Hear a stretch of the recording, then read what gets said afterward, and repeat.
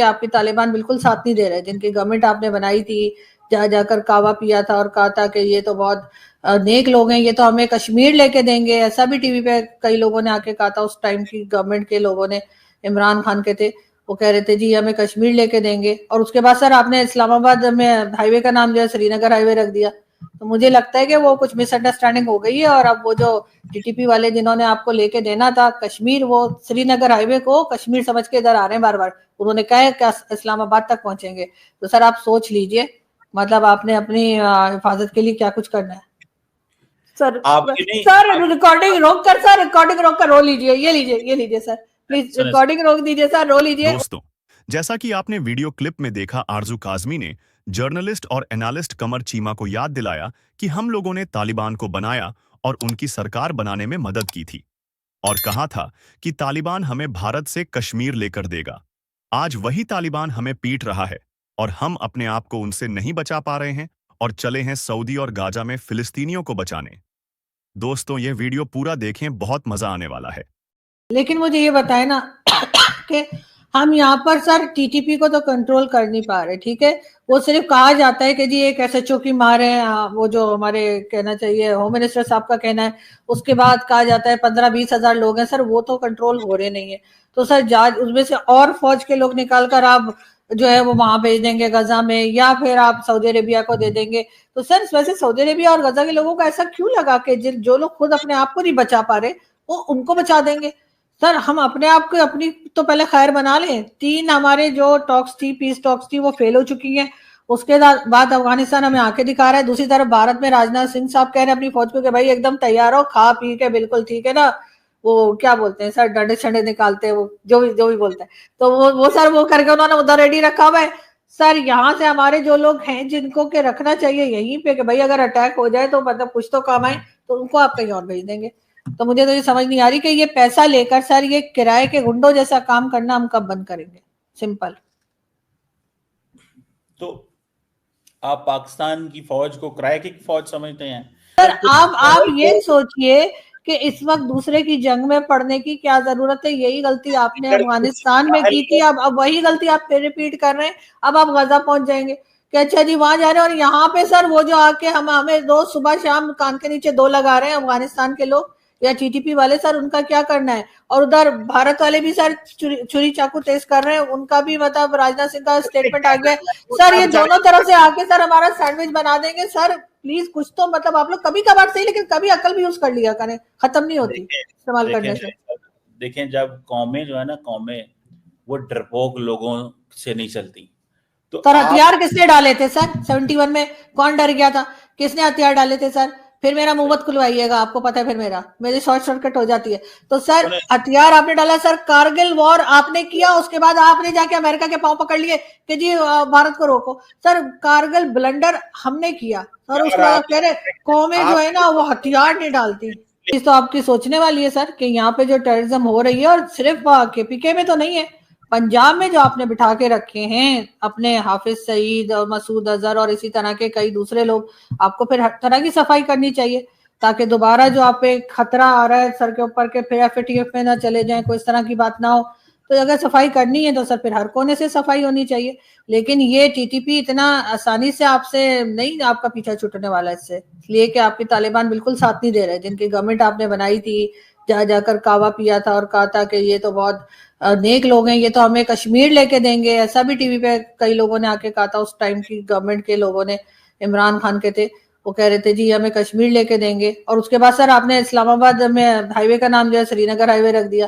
तो मुझे लगता है कि वो कुछ मिसअंडरस्टैंडिंग हो गई है, और अब वो जो टीटीपी वाले जिन्होंने आपको लेके देना था कश्मीर, वो श्रीनगर हाईवे को कश्मीर समझ के इधर आ रहे हैं बार बार। उन्होंने कहा है कि इस्लामाबाद तक पहुंचेंगे।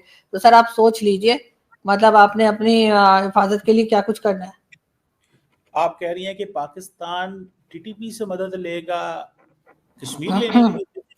यार मैंने ये कहा कि इमरान खान की गवर्नमेंट में उनकी किसी जो पार्टी मेंबर थी, उन्होंने ये कहा था टीवी चैनल पर आकर कि जी तालिबान जो है वो कश्मीर लेके देंगे भारत से, और उसके बाद आपने यहाँ पे श्रीनगर हाईवे नाम रख दिया है। तो मैं ये कह रही हूँ कि ऐसा तो नहीं हो रहा कि तालिबान और टीटीपी वाले जो है उन्हें कोई मिसअंडरस्टैंडिंग हो गई हो और वो कश्मीर जम्मू कश्मीर के बजाय वो यहाँ श्रीनगर हाईवे बार बार आते हैं। वो कहते हैं जी हम मार्गला की पहाड़ी तक आएंगे, ये भी उन्होंने कहा था, मार्गला हिल्स तक पहुंचेंगे।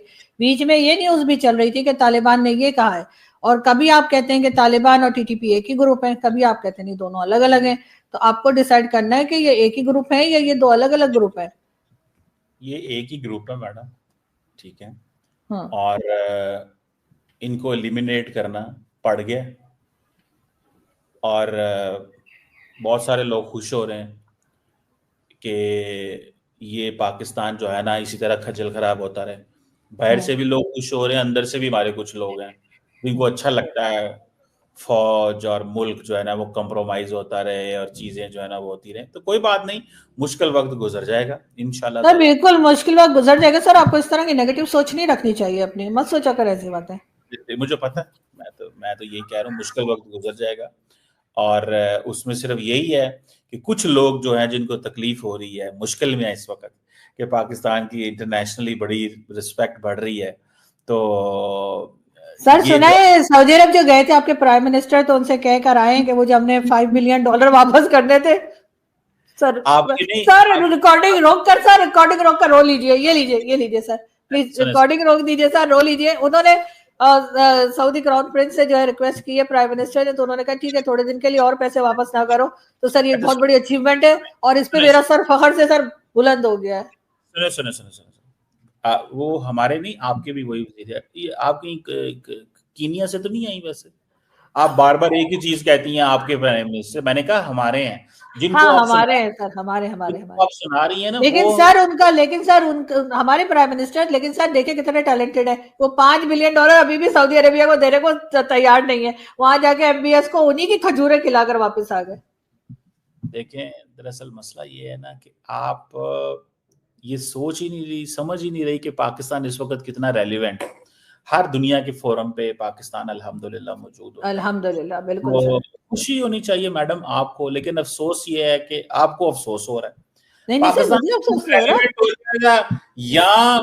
या हमारे कुछ दोस्त भारत में नाराज हो जाते हैं या कुछ दोस्त पाकिस्तान में नाराज हो जाते हैं। नहीं सर, मैं तो बहुत खुश हूँ सर। अच्छा करे तो कुछ हमारे पाकिस्तान से लोग नहीं, भारत से दोस्त, पता नहीं क्या हो गया। नहीं सर, मैं तो बहुत खुश हूँ सर। मैं तो बहुत प्राउड फील करती हूँ कि हमारे प्राइम मिनिस्टर ने वो $5 बिलियन के लिए एक बार फिर चूना लगा दिया एमबीएस को।